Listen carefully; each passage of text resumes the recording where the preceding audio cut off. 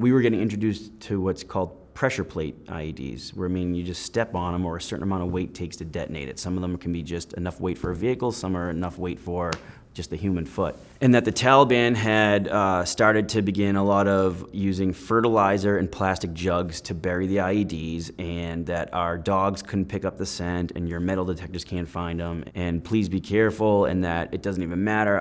The Marine was telling me we were just on a foot patrol. I was the lead guy. I stepped on the pressure plate, it didn't go off. The second man stepped on the pressure plate, go off. The third guy did, and it blew up because the Taliban had set it so that by the time the third pressure click on it, they knew the IED would be in the middle of the squad to do the most damage. And everyone was becoming double amputees at that time. You stopped seeing single amputees in Afghanistan around 2011, 2012 because of the homemade explosives. They were making them just big enough to blow off both your legs. You are about to embark upon the great crusade to meet this mounting aggression. And make no mistake about it, good will prevail. I was born in the city of Boston, Massachusetts, and I grew up in a suburb of Boston, which was also a city, Everett, Massachusetts.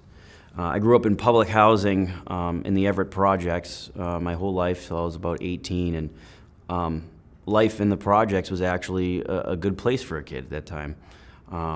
It wasn't like you see in movies, people offering you drugs and things like that. It was a lot of single moms, young kids. We played, hide and go seek. We played manhunt, and that's my youngest recollection. I remember wanting to join the military is, playing toy guns, playing army, playing soldier, taking tree branches, putting them into your shoulder, and playing with your friends. And I had a really great childhood there. September 11th, I was in 8th grade, and I was at the Lafayette School in Everett, Massachusetts, and students had begun to get dismissed from school. So over the intercom systems, the principal was dismissing students. Parents were coming to pick their kids up. For the rest of us kind of sitting in our chairs, we weren't sure what was going on or what was happening. The teachers, at that time there was still no TVs in classrooms, but they had their radios going, and although we could hear the radios that something significant had happened involving planes, it was still a joke inside the classrooms. We were laughing, we were joking around. And when I got out of school, I walked up to the same convenience store that I always stopped in after school to get a slush or a candy bar or whatever. And I know I saw two people hold hands and jump out of the South Tower of the World Trade Center. They were holding hands and they were falling. It was a Spanish convenience store, and their Spanish channels back then had no editing, had no, it was more, you could see more pretty much unedited news and stuff like that on the Spanish channel. And I remember seeing two people hold hands and jump out of the towers. And I feel like right then and there, a lot of us who were into WWF wrestling and Pokemon cards and skateboarding and stuff, we had our youth just stolen from us right there on TV. Because every single channel was playing the World Trade Center burning and people jumping out. And those two people holding hands and spinning in the air and falling, I remember that's when I said, it's got to be the Marines I join, and hopefully the wars will still be there when I get out. And I said, there's no way I'm going to make any of the wars. I still have 4 years to go to get out of school, and sure enough, they were both conflicts were waiting for me. In 2006, I did go into a recruiting office, and I said, I have just some questions to ask, and that was it. I was swarmed like sharks. And in 2006, they were not taking everybody, but they loosened up the guidelines to enlist, because guys were joining with neck tattoos, guys were joining with GEDs, not high school diplomas. Guys were joining, with waivers of things like that. And I remember I was 18 and there was a kid that was 29 that was enlisting the same time I was, because they had Iraq going on, they had Afghanistan going on, and the Philippines and every other conflict. So that was a wide range of people I saw coming together. I enlisted in the infantry, and part of what my parents were my father was really big on college. Really, really big on college. You're going to college, no way you're joining the military. And I found a way to do both. So I enlisted in the Marine Corps Reserve in the infantry. But regardless, because I knew secretly it didn't matter if you were reserve or active at this time, because everybody was deploying to Iraq and Afghanistan. So I enlisted in 2006. I was sent to Parris Island, South Carolina, and I landed at Parris Island on 6606, and it was hell. At age 18, I stepped off the bus at Parris Island, and it was a culture shock, total culture shock. I had never left home before. I didn't realize how much of a mama's boy I was till I got there, because these drill instructors were jacked muscles, tattoos from their necks to their wrists, all Battle of Fallujah veterans at that time, because Battle of Fallujah was in 2004, I enlisted in 2006, and these guys were combat PTSD'd out and ready to take it out on us. And these guys stole my soul, you know. And they weren't afraid to give you, I mean, in 2006, they were still giving us a whack, you know. You didn't dare talk back. You did what they told. And if you weren't fast enough, you were going to get hit with a palm, hit with a closed fist, or shouldered. You know, they really whipped us into shape. And a lot of people always ask me, hey, were you scared in Iraq and Afghanistan? I said, no, I was most scared in boot camp. You know, if you make a mistake or just for the hell of it, they'll take you and they'll kill you on the quarterdeck. And kill you up the quarterdeck just means they bring you to the top of the squad bay and they make you do push-ups and sit-ups and pull-ups and burpees and jumping jacks. And I remember them screaming, and by that time I was just an animal. I could do as many push-ups as they wanted to. I could do as many mountain climbers as they wanted me to. I could do everything. And as soon as I got up, I could look. I was seeing through them now.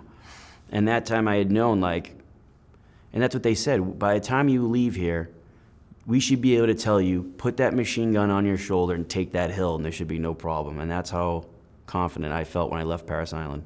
And it was definitely a proud moment. At that time, it was time to start college, start my freshman year. And I went from Parris Island back to college, but soon enough, I was with 2nd Battalion, 25th Marines out of New York City, and we got mobilized for Iraq. 225 was an amazing unit because it was all firefighters, police, doctors who were also in the reserve, but they were all NYPD, FDNY, 9/11 survivors who also joined the military after 9/11. So I got to be shoulder to shoulder with these guys, you know, because they were a reserve unit out of New York City, and they had a score to settle, absolutely. And it was so cool and historic to be amongst these 9/11 survivors and cops and firemen, and, like I said, doctors, and even just white-collar people who joined the military after 9/11. And I deployed to Iraq with them. So in 2008, my unit was part of President Bush's surge. It's when they put, I believe, and my numbers could be wrong, but I think they put 300,000 more troops or 300,000 altogether in Iraq to squash the insurgency, because it was everywhere you looked, you'd see American soldiers on every outpost,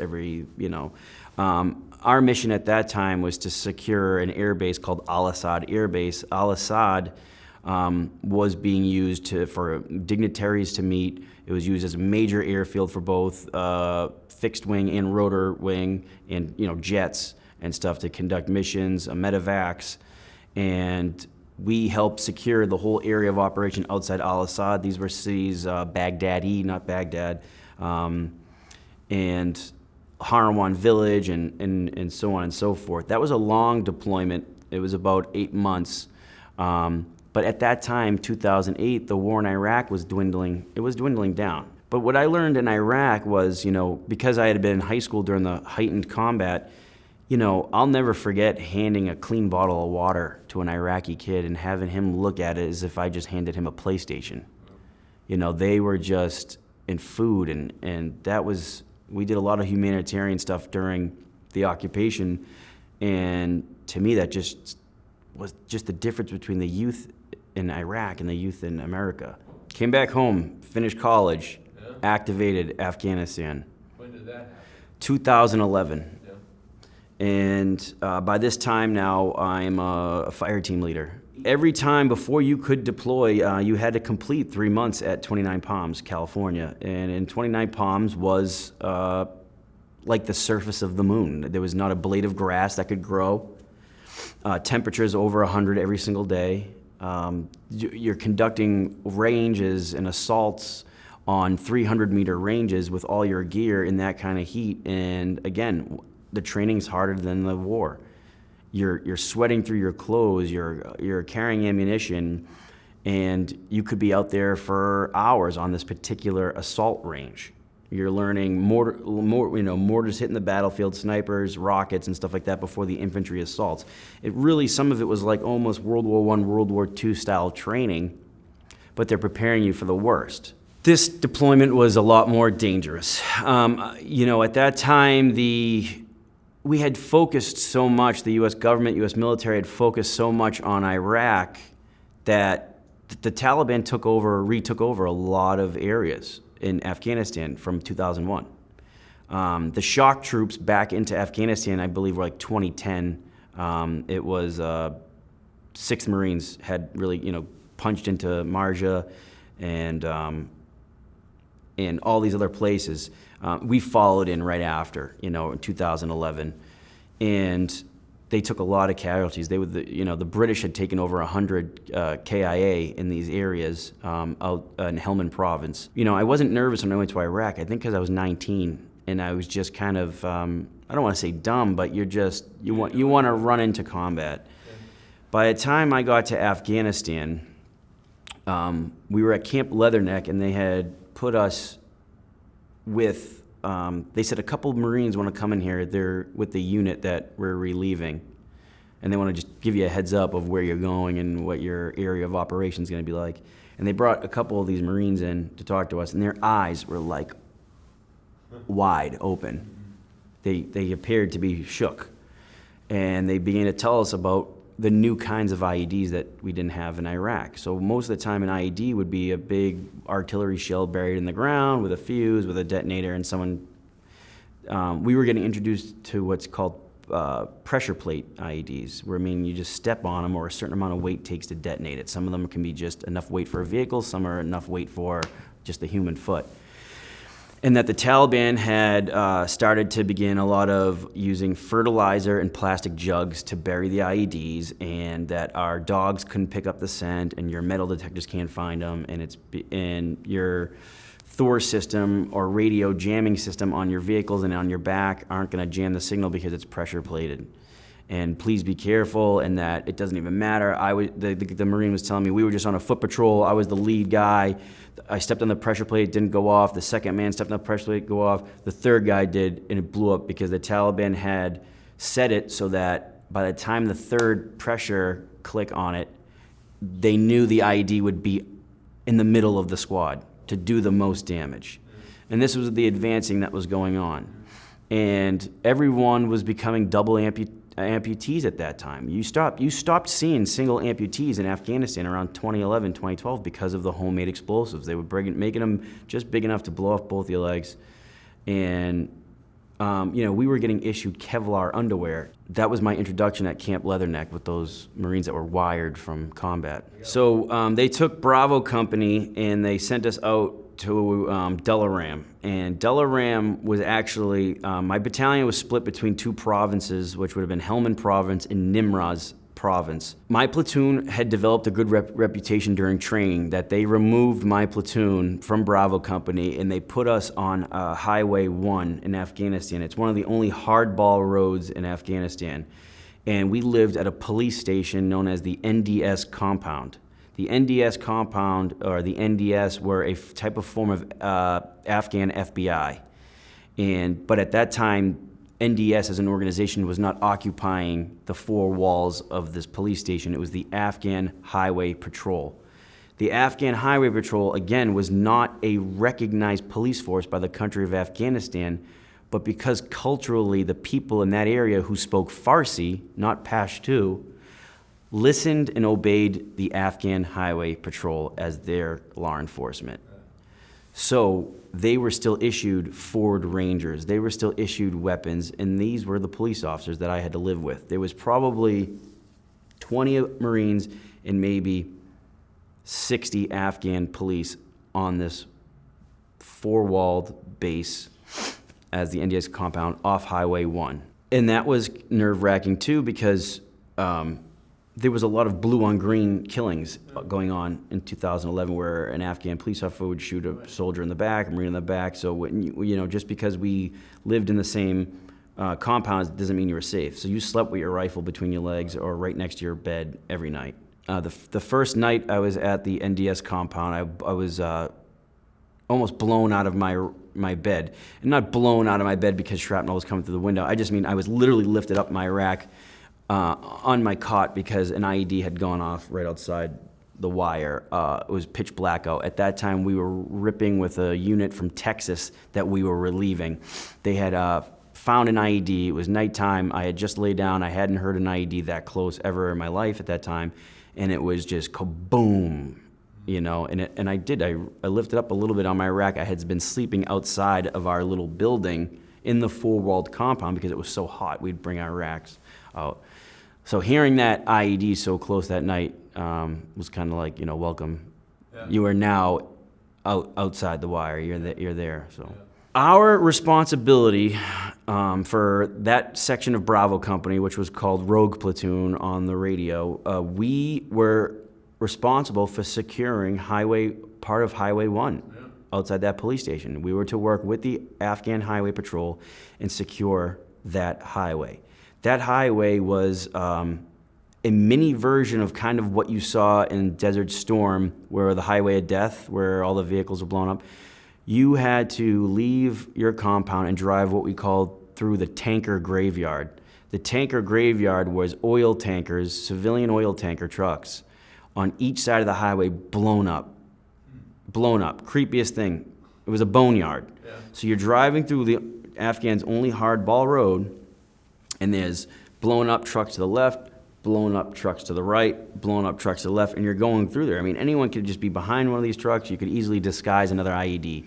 We found 42 IEDs on this road alone in the span of the time I was there. Okay, the Afghan Taliban, they simply did not have a value for human life that I witnessed. They'd kill themselves, kill the police, kill anyone like it was nothing. The first mission we got out, we were still ripping with that unit from Texas, and an IED had gone off and blew up one of the oil trucks. The next area of operation just past was actually the Italian Army's AO. We could not go into the Italian Army's AO. As you know, Afghanistan was a NATO mission.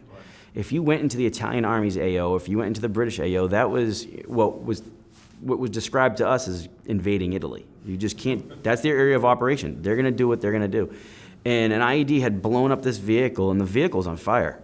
And we could not go 100 meters, 200 meters away to secure that blast site, to respond to that. So with binoculars, you could see the driver hanging out the window, burning to death, you know? I mean, there was no saving him either way, but his body was in the window, hanging out the window on fire. The whole vehicle was on fire. We did that for 5 months on Highway 1. The IEDs, the Taliban was getting so lazy with it. So it was at the point where they would just leave an IED inside of a bomb crater that they blew up the day before, because it was easier just to bury it. So we'd have to go out there and spray paint. If we found an IED, we would detonate it, blow it up with explosive ordnance disposal. Then you take spray paint and you spray paint the gravel. So if you're on patrol the next day and you see that the spray paint's all messed up, you know they had put an IED in that same blast hole. They got really lazy with it. But moving into our last day was the Afghan police, whenever they weren't with us, they'd get ambushed by the Taliban. And we had a Afghan police car came roaring into the police station one day, and these guys were all shot up. I mean, they were shot up all over. And I laid one gentleman down who had blood all over him, and I'm trying to find where he's shot because I want to either put bandages or put a tourniquet on him. And I parted his hair, and the bullet went through his forehead. The bullet had entered the head and exited the top. So it boom, went through and came out the top, and he was alive. He was talking to me, and I parted his hair. I could see into his brains. And I looked at his beret, and his beret had a hole through the top of it. And I'm not a brain surgeon, and I'm not even neither is my corpsman with me. So I cleaned his face as much as I could with water and just tried to put some slight pressure on his head before we could load him to the back of a pickup truck to get real help. Because a lot of Afghans view just our simple medics or corpsmen as doctors. You know, doctor, oh, he's a doctor. Or they just view they think Americans know more medical stuff than they do, that we can help them more. And he was talking to me and everything else. Mike Corman didn't think he was going to live with an injury like that. And the beret, he left the blood-soaked beret in the Afghan police station, and I ended up cleaning it with a Gatorade, big Gatorade jugs, and I cleaned it off, and I waited several days for him to come back and get his Special Forces pin and the beret, and he never did, so I took it home, and I have it home. But now I think about all those guys all the time, and they're defunct, they're not even soldiers like anymore, so I couldn't even try to track down who it was, because the Taliban would probably seek revenge on him for being a soldier in the first place. Afghanistan finishes, I come home, and I take the police exam. You know, in 2013, I got out in 2012, got hired 2014. You got out of the way. Yep, got out after 6 years. I had done everything I wanted to do. I just wanted to wear the uniform of the veterans before me, serve. You know, I didn't get to pick the mission or what the war was, but we moved on, and I became a police officer. But I was dealing with survivor's guilt in a way that I started to see so many wounded veterans that were at Walter Reed Hospital, missing their legs, missing their arms. Again, back to those plastic explosives that a lot of guys fell victim to, whether they were Special Forces or Army or Marines or truck drivers. IEDs didn't discriminate on what kind of a soldier you were. They just would blow up if you drove in the wrong place or stepped in the wrong location. And so I began to help severely wounded veterans with a motorcycle charity ride every year in Boston. It became one of the biggest motorcycle charity runs after 13 years. And I did a lot of that to cover up any stresses in life. But ultimately, you know, I had to drive by Andrew Biggio Square every day, going and coming to Winthrop, Massachusetts. And Andrew Biggio Square is a memorial sign at the intersections of Helmand Street and Main Street for my great uncle who was killed in World War II, who I'm named after. Thus began the Rifle Project. It just killed me. I wanted to know what happened to that Andrew Biggio that didn't happen to me. Why did I get to survive, come home, get married, go to college, have kids, and he didn't at age 19? Naturally, I knew we served in 2 different wars. I felt compelled to honor this kid or find out what happened. And I remember my grandmother telling me she had kept his letters before, you know, he was killed. And so I went and opened the letters, and I found one where it said, "Dear Mom, today we fired the M1 Grand Service Rifle. It is a great weapon. I love it. It holds 8 rounds. It's going to be better than the Germans or the Japanese," you know, because at that time he didn't know where he was going to serve.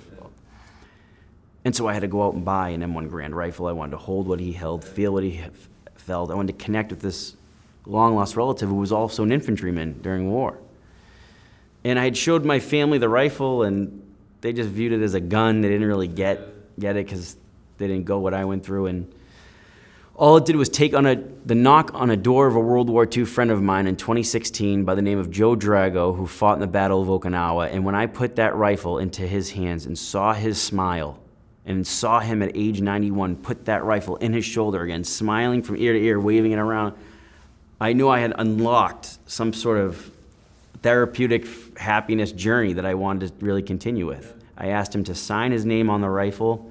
We talked about the Battle of Okinawa for about 4 hours. And when I left his house and I looked down at that name on that rifle, I said, I need to get as many signatures as possible and hear their stories. And I traveled the country, interviewed, met over 300 World War II veterans. They all signed the rifle.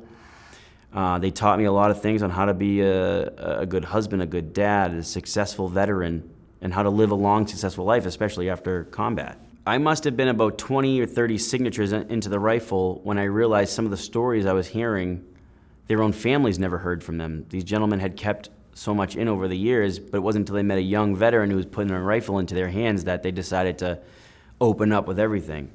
And I heard one story from an ex-POW that his own kids never heard before, and I said, I have to put pen to paper now. I gotta tell this guy's story. If so many people don't know his story, his own kids don't know his story, how many people in this country don't know it? So I wrote a book, came out in 2021, and became a #1 bestseller.